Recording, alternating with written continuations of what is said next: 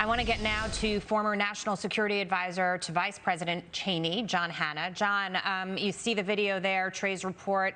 The Biden administration says that it's engaged in quiet and intensive diplomacy in order to de-escalate this situation. Is that the best approach here, or should the administration be taking a tougher stance?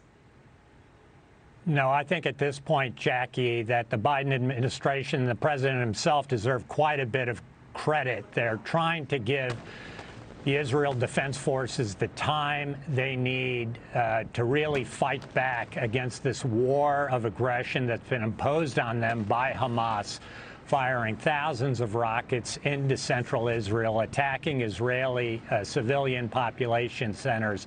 Israel is now trying to degrade as much of Hamas's military capabilities as possible in order to assure that Hamas won't be able to do this for a long time to come. And for that, they need some time. And I think President Biden is trying to give them that.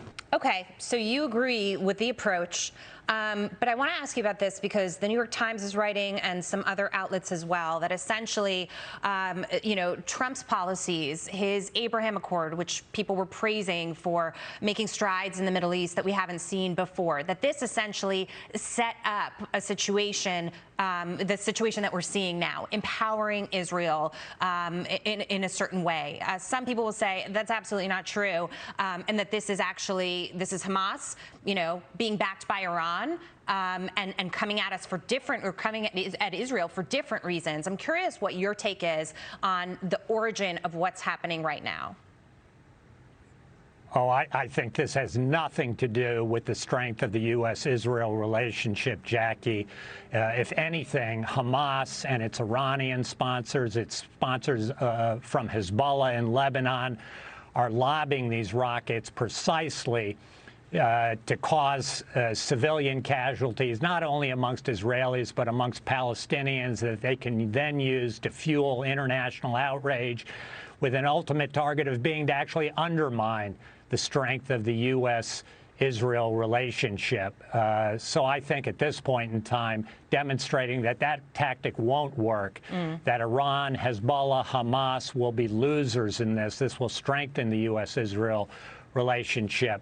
Is the path that America ought to be focused on. Okay, I want to get your reaction to this as well, because General Jack Keane telling Maria Bartiromo this morning that he believes that the Iran nuclear deal is funding Hamas in Gaza right now, as you're speaking, and that really is the crux of this. Listen to this. The windfall of the 2015 deal to Iran was $140 billion that they received as a result of the nuclear deal. Much of that money went to fund their proxy. So these rockets and missiles that have fallen on Israel likely came out of that deal. Okay, so part of it is the funding that came before, and others would add to that and say it's this administration's willingness to even talk about re-entering that agreement at all that has given Iran sort of the runway to get involved in this way.